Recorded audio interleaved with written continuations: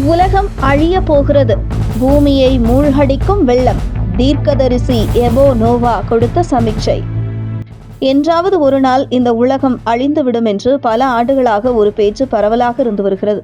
குறிப்பாக 2000ஆம் ஆண்டிலேயே இந்த உலகம் அழிந்து போகும் என்று பலரும் கூறிக்கொண்டிருந்தனர். ஆனால் மொத்தமாக உலக அழிவு இல்லை என்றாலும் அவ்வப்போது மழை, வெள்ளம், பூகம்பம், நிலச்சரிவு என பல பகுதிகள் அழிவதும் பல நூற்றுக்கணக்கான மக்கள் இறந்து போவதும் வழக்கமாக நடந்துதான் வருகிறது. இதற்கிடையே போர் என்ற பெயரில் இரு நாடுகளுக்கு இடையே ஏற்படும் பகைமை உணர்ச்சியால் பல ஆயிரக்கணக்கான மக்கள் கொல்லப்படுவதும் பல நகரங்கள் குண்டு வீசி தகர்க்கப்படுவதும் கூட ஒரு விதத்தில் அழிவுதான். இயற்கை அழிப்பது மட்டுமின்றி மனிதர்களும் இப்படி நாடுகளை ஒருபுறம் அழித்து கொண்டுதான் இருக்கிறார்கள்.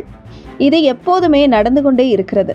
ஆனால் துவக்கம் என்றால் முடிவு இருப்பதைப் போல என்றாவது ஒரு நாள் இந்த பூமி இல்லாமல் போகும் என்பதில் சந்தேகமே இல்லை. குறிப்பாக சூரியன் சில லட்சம் ஆண்டுகளுக்கு பிறகு அதன் வெப்பத்தன்மையை முற்றிலும் இழந்து ஒரு கரிக்கூடாக மாறிவிடும். அப்போது இரவு பகல் இருக்காது, சூரிய வெளிச்சம் இருக்காது. அதனால் தாவரங்கள் முளைக்காது, தண்ணீர் இருக்காது, காற்று இருக்காது. இந்த உலகமே சூன்யமாகி போய்விடும். அப்படி இந்த பூமியே மாறி போகும்போது மனித இனமே மறைந்து போகும். அதன் பின்பு பல 100 ஆண்டுகள் கழித்து மீண்டும் இந்த மண்ணில் உயிர்கள் உருவாகலாம். அல்லது அப்படி ஒன்றுமே நடக்காமல் இந்த பிரபஞ்சம் சூன்யமாகி போகலாம். ஆனால் அது எல்லாம் இப்போதைக்கு சாத்தியமல்ல. அப்படி நடக்கவும் இப்போதைக்கு வாய்ப்பில்லை என்றுதான் விஞ்ஞானிகள் நம்பிக்கையாக கூறி வருகின்றனர்.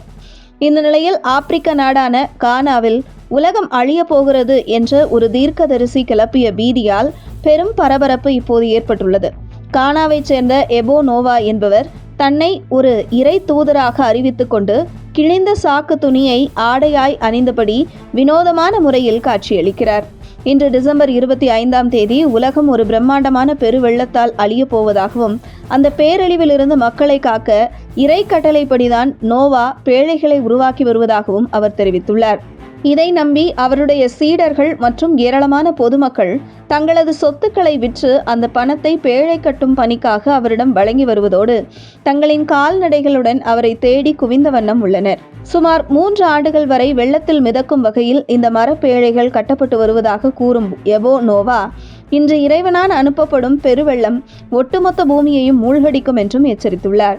எனினும் பூமியை அழிக்க இனி பெருவெள்ளம் ஏற்படாது என்று பைபிள் உள்ளிட்ட புனித நூல்களில் கூறப்பட்டுள்ளதை சுட்டிக்காட்டும் சமூக ஆர்வலர்கள் இது ஒரு திட்டமிட்ட மோசடியாக இருக்கலாம் என்று கருதுகின்றனர்.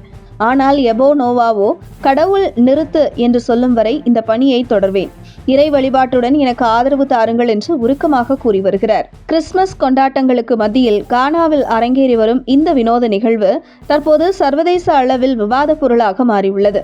உலகம் அழிந்துவிடும் போது மரப்பேழைகளில் ஒளிந்து கொண்டு நாம் நீண்ட காலம் உயிர் வாழ்வது சாத்தியமில்லை.